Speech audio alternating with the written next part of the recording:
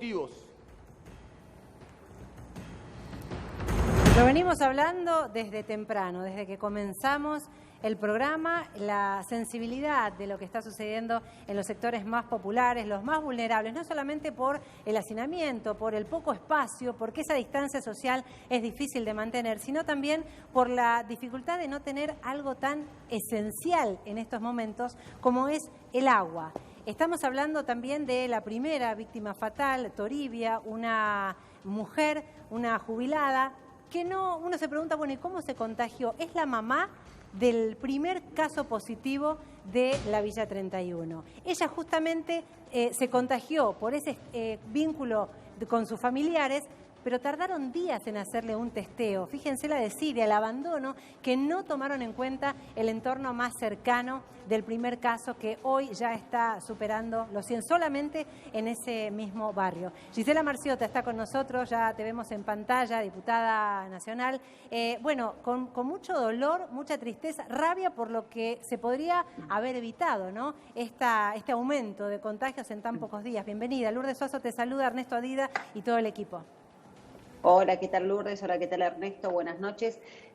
Sí, como vos decís, esto es lo que está pasando en muchos barrios de la ciudad de Buenos Aires. Ahora el foco está puesto en lo que pasa en lo que todos conocemos como la Villa 31, que es el barrio que queda en Retiro, donde el crecimiento de casos hasta este momento que conocemos ha sido exponencial, vinculados al coronavirus. Esto, la verdad que lo que tiene que ver es con un descuido absoluto que ha venido ocurriendo en todo lo que tiene que ver con la cuarentena en general, porque la cuarentena no empezó hace 15 minutos, la cuarentena empezó hace más de un mes, con lo cual los cuidados de aislamiento social tendrían que haberse llevado, y esos controles se tendrían que haber llevado adelante con mucha más rigurosidad. Eso no pasó en este barrio y no está pasando en los barrios populares en las villas de la ciudad de Buenos Aires. Lo que está pasando en la Villa 31 específicamente es lo que te decía, pero además se agrega que hace 9 días que están sin el suministro de agua. Cuando estamos hablando de que la tarea esencial que tenemos que cumplir cada uno de los ciudadanos y ciudadanas para cuidarnos y cuidar al otro y a la otra y cuidarnos entre todos y todas es el lavado de manos, y vos hace 9 días que estás sin agua, estás incumpliendo con un servicio que es esencial y que es un derecho humano, que es el acceso al agua potable, y no lo estás cumpliendo en un momento que tenemos una pandemia como la que nos está atravesando en la ciudad de Buenos Aires. Pero Gisela, creo perdóname, ¿qué explicación racional política tiene esto? Porque, no, bueno. Espera. Explicación racional no. Está bien, pero espera. Digo, porque políticamente es pegarse un tiro en el pie. Digo, la capital federal tiene más de 200.000 personas viviendo en barrios de emergencia, villas, barrios populares, como quiera llamarlo, y la realidad es que el jefe de gobierno de la ciudad de Buenos Aires se vería muy afectado si se desata la pandemia en esos barrios.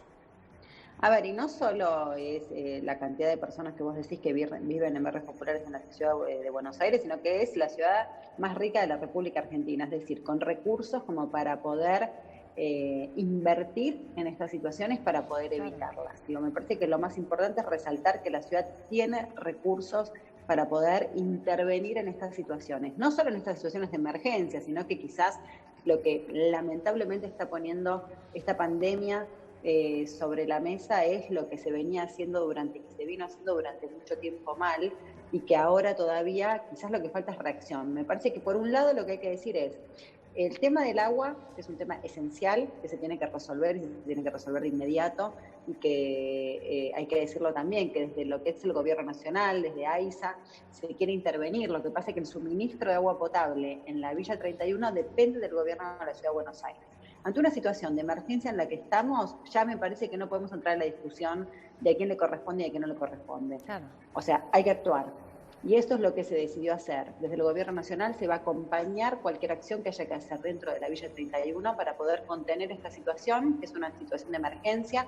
Hoy los diputados nacionales y legisladores de la Ciudad de Buenos Aires también mantuvimos una reunión con el ministro de Salud, con Ginés González García, porque lo que se va a hacer además en la Villa 31 es, porque como hubo un crecimiento exponencial de casos, se va a tomar la temperatura, porque hubo un momento donde se pensó y se dijo que lo que se iban a hacer los exámenes para ver si había contagios. No, lo que se va a hacer es tomarle la temperatura y el control de temperatura a todas las personas cercanas, a aquellas personas que han sido contagiadas de coronavirus, para a partir de ahí implementar los aislamientos que se requieran para poder contener un poco la situación en este lugar. ¿Sería algo similar a lo que se viene implementando en Retiro, en Constitución, digamos, ese primer acercamiento a ver si por lo menos fiebre hay o cuáles son los síntomas que están presentando? Para evitar, digo, lo que le pasó a Toribia, que es la mamá, la primera fallecida, que es justamente la mamá del primer caso positivo allí en la 31, ¿no?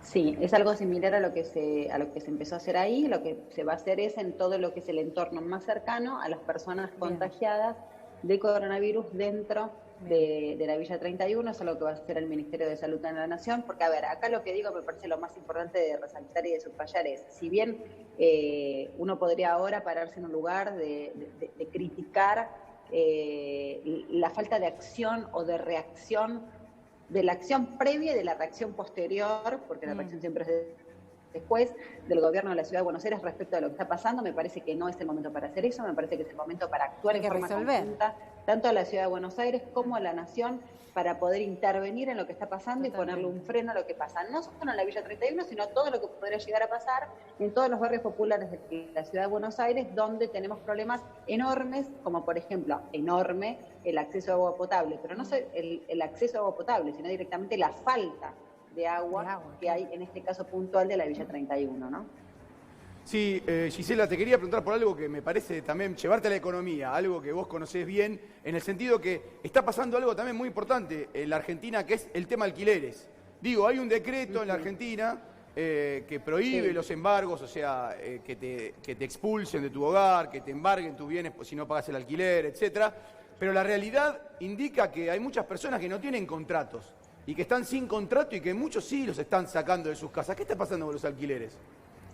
A ver, es una combinación de todo eso que vos estabas mencionando recién, que tiene que ver con un trabajo que hicimos, un estudio que hicimos con el Observatorio de Gente en Movimiento, que estamos trabajando todo lo que son indicadores, índices de la Ciudad de Buenos Aires, porque siempre lo que nosotros decimos es que cuando más preciso es el índice, más posibilidades tenemos de aplicar políticas públicas concretas y eficientes para resolver esa situación. Así que desde ese lugar estamos trabajando desde el Observatorio de la Ciudad de Buenos Aires, que es Gente en Movimiento. Hicimos un trabajo que nos dio un resultado que es alarmante, que tiene que ver con toda la cantidad de personas, de inquilinos en la Ciudad de Buenos Aires, donde tenés la mayor concentración de inquilinos de todo el país, que es acá en la Ciudad de Buenos Aires. El 53% de las personas que alquilan hoy no están en condiciones de pagar, de afrontar el alquiler del mes que acaba de empezar, de este mes que estamos empezando ahora en mayo. El 53% no puede pagar. Obviamente que los indicadores van mutando y van variando, por supuesto que el porcentaje es más alto en la zona sur de la Ciudad de Buenos Aires, donde pasa el 70%, casi el 73% no puede pagar el alquiler. En la zona centro es el 43%, y en la zona norte, que también nos sorprendió el dato, el 53% en la zona norte, que siempre uno estima que es el lugar donde hay mayor poder adquisitivo, en la zona norte no está pudiendo pagar el alquiler el 53% de los inquilinos. Este es un tema enorme. Altísimo. El tema de los inquilinos es un tema que viene de arrastre, ¿eh? Sí, perdón. No, es altísimo el porcentaje, es decir, más de la mitad no está en condiciones de pagar el alquiler. Recordemos, ¿no? Hay muchas familias, sectores que prácticamente están teniendo 0 pesos de ingreso por la cuarentena, por esta disposición que está salvando vidas, pero que a la vez los ahorca. Y entonces, ¿qué se puede hacer con esa cantidad de familias que hoy no están llegando a pagar el alquiler, Gisela? Bueno, lo que hay que hacer en este caso, y es lo que nosotros, en realidad nosotros ofrecemos y entregamos este diagnóstico a quien tiene las herramientas para transformar esta realidad, que es el gobierno de la Ciudad de Buenos Aires, quien ejecuta el presupuesto enorme que tiene la ciudad, ¿no?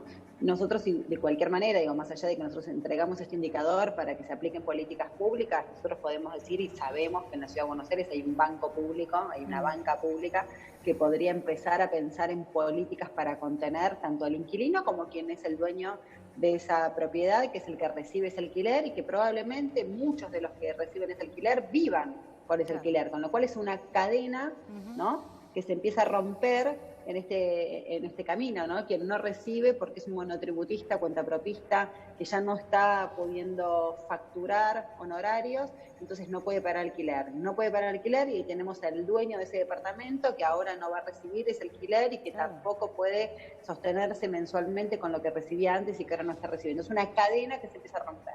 Bueno, ahí es donde tiene que estar el Estado presente y ahí es donde uno empieza a ver cuál es ese rol, viste, que muchas veces se pone en duda, si más Estado, menos Estado. Bueno, creo que acá es cuando el Estado es el que tiene que mostrar que está presente para contener a las dos partes. Sobre todo, que no puede pagar. Sí.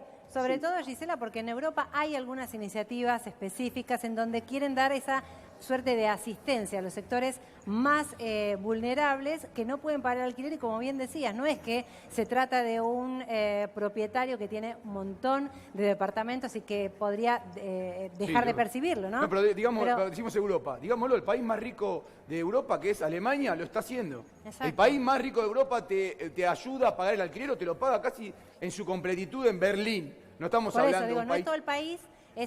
No es todo el país, es para ciudades y también, digo, no sería lo mismo asistir a una familia de zona norte, como bien decía recién, que a los sectores más vulnerables de la Ciudad Autónoma de Buenos Aires. Pero digo, ¿eso se puede pedir? ¿Se puede pensar en este proyecto o algo para alivianar esta carga de tantas familias? Sí, se puede pensar en alivianar las cargas para tantas familias, tanto de un lado como del otro. Claro. Como decimos, es una ciudad con recursos y es una ciudad que tiene una banca pública que puede pensar en la forma de contener. Nosotros aportamos desde el observatorio. Yo, como diputada nacional, hay cosas en las que no puedo intervenir porque tiene que ser desde la legislatura, pero sí podía intervenir y de hecho presenté un proyecto al principio cuando comenzó la cuarentena que después, se terminó convirtiendo en un decreto del presidente de la Nación, algo parecido a lo que planteaba en el proyecto que quería que sea ley, que planteaba la necesidad de que se establezca durante todo el tiempo que dure esta cuarentena por la pandemia, que se congelaran los alquileres y que no se pudiera desalojar a quienes están habitando las propiedades.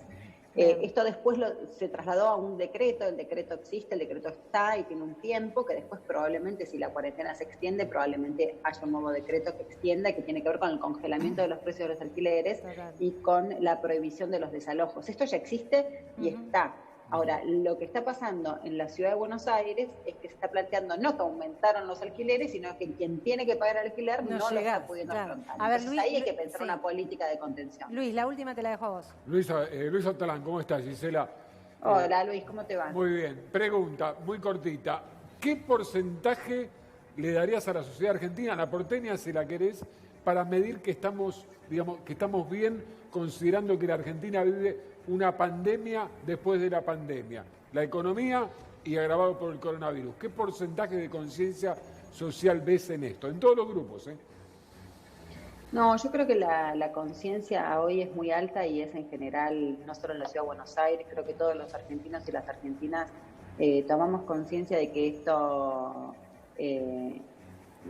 nos pasa a todos, nos afecta y nos atraviesa a todos en todo sentido, nos atraviesa en nuestra vida personal, en nuestra vida familiar, en nuestra vida laboral, en nuestra vida económica personal. Nos atraviesa absolutamente a todos y a todos creo que tomamos conciencia de eso y también sabemos todos que nos tenemos que cuidar por nosotros mismos y por el otro. Creo que hay una conciencia generalizada que a mí me motiva y me alienta muchísimo en ese sentido y que no voy a decir que me pone contenta porque creo que no es una situación de alegría para nadie, pero que sí que me entusiasma en este sentido de sentir que estamos todos trabajando en el mismo sentido, como lo trabaja el presidente de la Nación, Alberto Fernández, con los gobernadores, sin distinción partidaria, como lo trabajamos desde el Congreso Nacional, ya pensando en la próxima sesión que va a ser en forma virtual y que se está trabajando mucho en ese sentido. Con todos los partidos políticos, con la oposición mancomunadamente, porque digo, acá no puede haber ningún tipo de diferencia, así como pasa en la Ciudad de Buenos Aires, que yo decía, nos podemos plantar en el lugar de vamos a criticar la falta de acción y de reacción del gobierno de Horacio Rodríguez Larreta. No es el momento para hacerlo. Hoy es el momento para acompañar a que se solucionen las cosas. Totalmente, y vamos a seguir de cerca este tema que afecta a tantas y tantas familias. Un abrazo y la próxima esperemos que en breve sea en los estudios. Bueno, muchísimas, esperemos estar por ahí. Muchísimas gracias a ustedes. Hasta luego. Atención. CFK va a tribunales internacionales por la denuncia de Figueroa.